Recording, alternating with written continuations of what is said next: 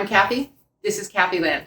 We're in my kitchen today, and we're going to make the easiest cheese of all cheeses to make. It's a farmer's cheese, made with very few ingredients, very few steps. It could be ready in 30 to 40 minutes.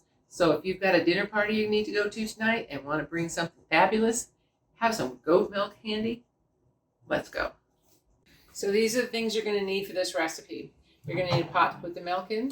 You're going to need a thermometer for the temperature. Here's a gallon's worth of raw goat's milk. These are the spoons we're going to be using. Our herbs we're going to be using. A method to chop our herbs. Apple cider vinegar, a measuring cup. 3 different bowls, plus a strainer with the wonderful flour sack tea cloth over it. Here's a rope to hang the cheese. This is also the salt. And then we're going to have a mold and a cloth for the mold. So when making cheese, the first thing you want to do is sanitize everything. This is a no-rinse sanitizer. We do have a video on this. I suggest sanitizing everything, even if it just came out of the dishwasher. I let any excess run off, but it is a true no-rinse sanitizer. And I cannot emphasize everything.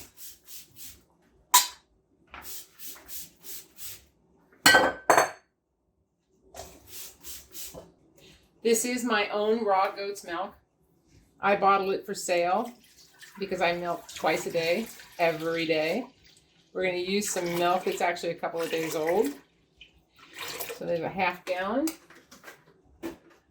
And here's the other half gallon. Isn't that beautiful? All right, so there's our gallon of milk. And we're going to turn the heat on.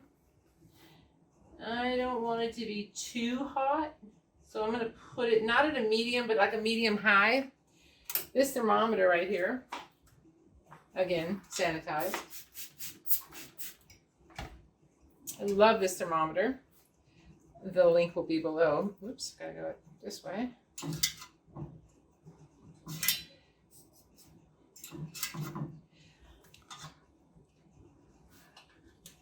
You turn it on, then you switch it to Fahrenheit, and then you tell it what temperature. We're going to heat this milk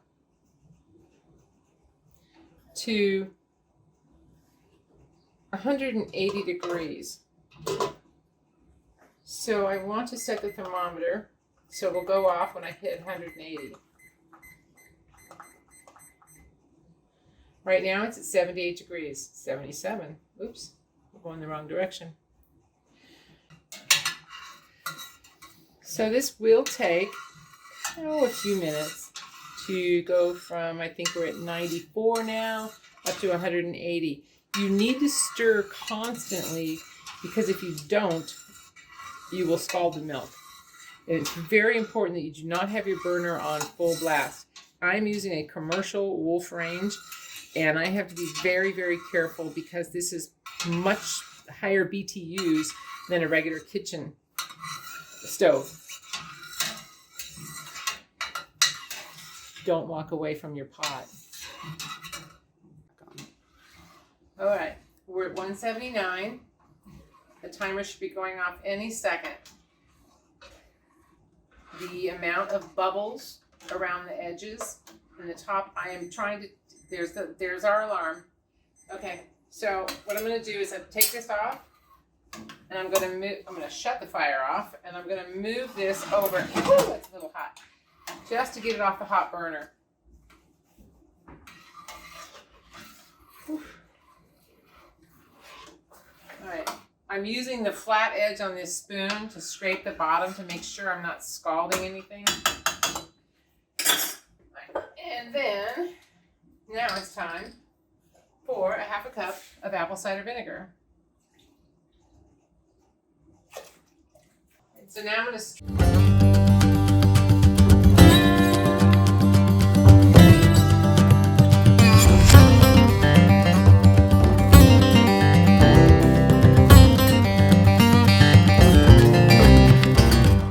off the herbs. The milk is off of everything's off the heat. It's been sitting there for 10 minutes, curdling. So I'm going to get a bunch of rosemary. So this is kind of a one flavor batch. You do everything for one flavor. It's a lot of rosemary.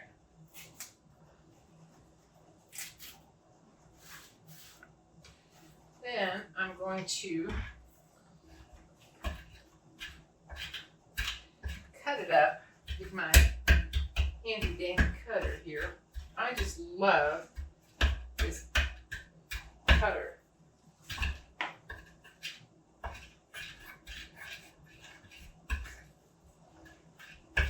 Now, the reason I'm going to put it into the hot milk right now is because all of these oils are freshly cut.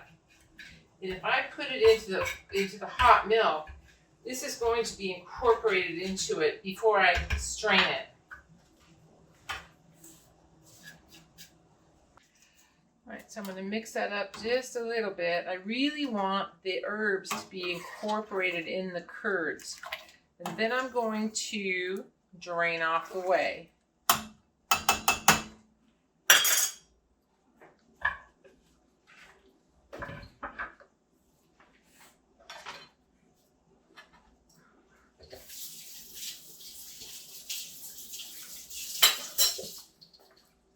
So this is just a stainless steel bowl with the colander and a wet cheesecloth. Wet's important because it just lets you move it when it's wet. I'm going to pour this through, pour a lot of the liquid off.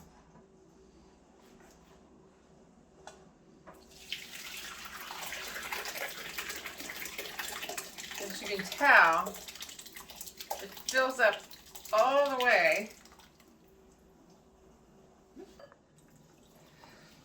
So now that I've got 90% of the whey off, I'm going to hang this one over a secondary bowl. It's really hot. Ouch.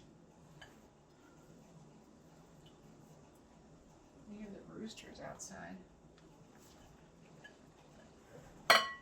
And I'm going to put it on my favorite knob.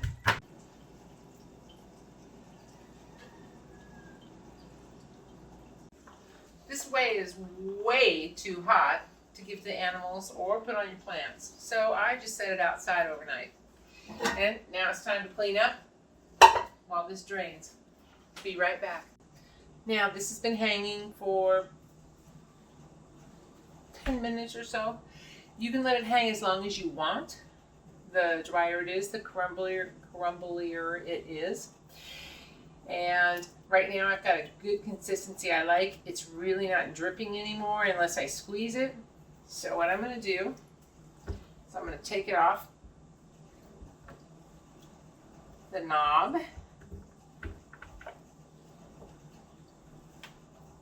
you go. I'm going to take this cheese. Oh, it wants to drain a little bit more. And I'm going to put it in the bowl. All right, so what I'm going to do is I'm going to knock it out of the cloth. This is the flour sack or tea cloth. Just brush it all off.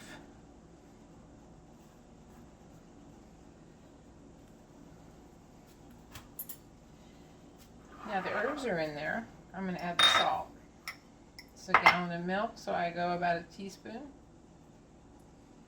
And the salt is going to bring more water out of the cheese. More whey, I'm sorry, not water. Liquid.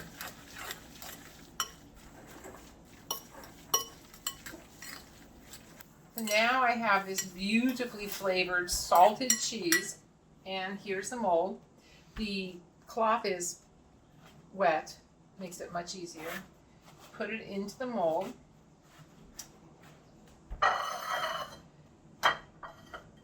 There's still a lot of liquid in this. So what I'm going to do is, what I'm going to tell you about this mold is it gives you a really nice basket weave. So I'm going to put the liner in it first, so I can drain the liquid out of it.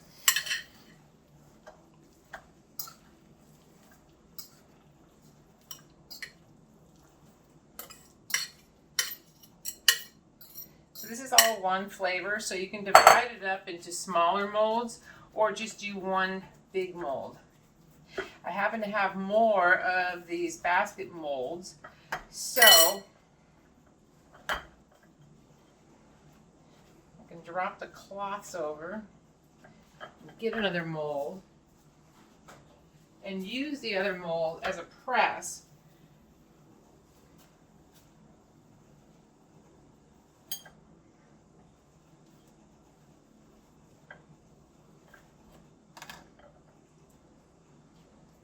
Good chunk of cheese. So I would leave this in it for a little bit. This cheese is actually really ready to eat, and you can do many more things with it. You can press it harder to get a harder cheese. You can leave it like this. You can take it for a spread. If you put this in a bowl and take off tonight to go to wine and cheese, which I'm going to do, it's really spreadable on a cracker, but the longer you leave it here, the harder it gets. I'm going to go ahead and leave this until I'm ready to go out tonight, and I'm going to press it. That's a simple cheese. This is the cheese we made yesterday.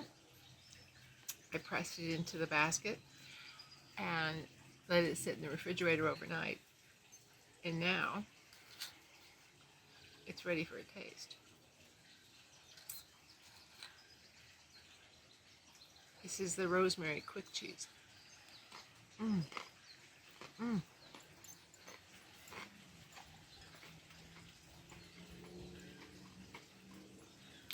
Fabulous. I have friends coming over for wine and cheese tonight. Looks like I have enough cheese. Remember, you can learn anything on YouTube.